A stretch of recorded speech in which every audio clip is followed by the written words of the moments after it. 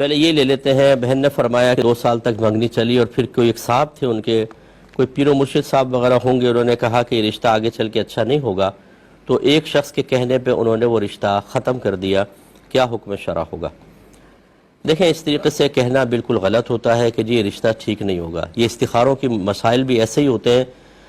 میں اسی لیے استخاروں کو منع کرتا ہوں۔ اگر کوئی مجھ سے پوچھتا ہے کہ جی مفتی صاحب رشتے کے لیے استخارہ کر لیں، تو میں منع کرتا ہوں۔ منع کرنے کی وجہ ہے، اگرچہ یہ نبی کریم صلی اللہ علیہ وسلم سے ثابت ہے، سرکار نے اجازت مرحمت فرمائی، لیکن فرق یہ ہے کہ وہ صحابہ کرام تھے، ہم عام لوگ ہیں۔ ان کے خواب شیطانی ایرر سے پاک و صاف تھے، اللہ نے ان کو محفوظ رکھا تھا۔ انہیں جو خواب نظر آتے تھے وہ یقیناً من جانب اللہ ہوں گے۔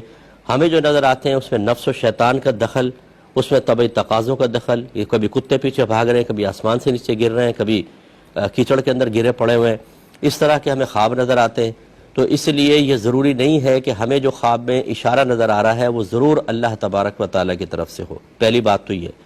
دوسری بات یہ ہے کہ اگر فرض کرنے چلے اللہ کی طرف سے بھی ہے، تو پھر ایمان کی مضبوطی ہونی چاہیے کہ جب آپ نے یہ استخارہ کیا، اور استخارہ کا مطلب اللہ تعالیٰ سے مشورہ کرنا ہے، تو پھر آپ ایسا کیوں کرتے ہیں کہ رشتہ ہو رہا ہے، آپ کو اچھا لگا، آپ نے کہا نہیں استخارہ کرو لو، سب کہہ ہی رہے، استخارہ کیا اس میں نہ آ گیا، پھر فون کرتے ہیں کہ مفتی صاحب استخارے میں نہ آ گیا، رشتہ بہت اچھا ہے، اگر ہم اس کے خلاف چلے جائیں تو کوئی مسئلہ تو نہیں ہوگا۔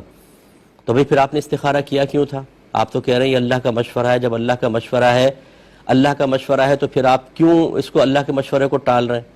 اچھا، پھر یہ بھی ایمان کی کمزوری کہ اگر چلیں آپ نے کہا جی اللہ کا مشورہ ہے، ہم اس کے مطابق کر لیتے ہیں، ہاں آگے آپ نے رشتہ کر لیا، 4 دن بعد طلاق ہو گئی، آپ اللہ سے بدظن ہو جاتے ہیں کہ اللہ تعالیٰ تو نے کیسا اشارہ کیا تو 4 دن میں طلاق ہو گئی۔ اب آپ کو کیا پتہ ہے کہ جو ہاں کا اشارہ تھا، یہ اللہ تبارک و تعالیٰ کی طرف سے جو اشارہ تھا یہ آپ کے حق میں بہتری تھی، اور یہ رشتہ ٹوٹنا ہی بہتر تھا، قسمت میں تھا، ٹوٹ گیا، بہت اچھا۔ لیکن یہ چیزیں نہیں ہوتی، پھر کلمات کفر زبان سے نکلتے ہیں، اللہ کی بارگاہ میں شکوہ شکایت کرتے ہیں۔ تو اس طریقے سے ہم مشورہ دیتے ہیں کہ آپ مشورہ کریں اور تدبیر اختیار کریں، یہ استخارے وغیرہ نہ کریں۔ اب جیسے یہ ہے، اب انہیں کیسے پتہ چل گیا کہ مستقبل کے اندر یہ رشتہ اچھا نہیں ہوگا، رشتہ توڑوا دیا کسی کا؟ ان سے اسی ٹائم پوچھتے ہیں نا کہ بتاؤ میری جیب میں کیا، استخارہ کر کے بتائیے، آپ بتائیں میں کیا کھا کر آیا ہوں۔ 2 منٹ کے اندر پتہ چل جائے گا۔ جن کو یہ پتہ ہے کہ 10 سال بعد یہ رشتہ کتنا خراب ہوگا یا 2 سال بعد کتنا خراب ہوگا، وہ یہ تو کم از کم بتا سکتے ہیں کہ تمہیں بھی کیا کھا کر آئے ہو۔ اس طرح اندازوں سے رشتے خراب کروانا کسی کے، یہ بالکل غلط ہوتا ہے۔ بہرحال ہم اس کی بالکل تائید نہیں کریں گے۔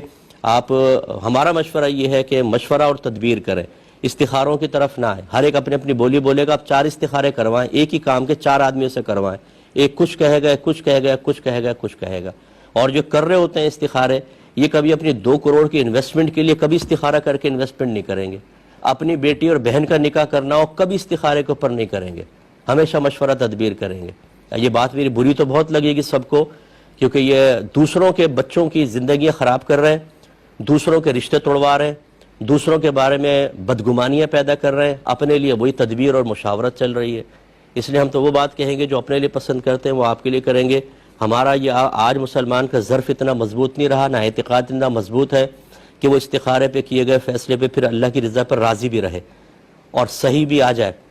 اس لیے ہمارا مشورہ مانے تو ایسے ہی کریں جس سے ہم نے آپ کو عرض کیا، اور جس نے یہ کیا ہے اس نے بالکل غلط کیا، خواہ مخواہ رشتہ توڑوا دیا، اور وہ گناہگار ہوگا۔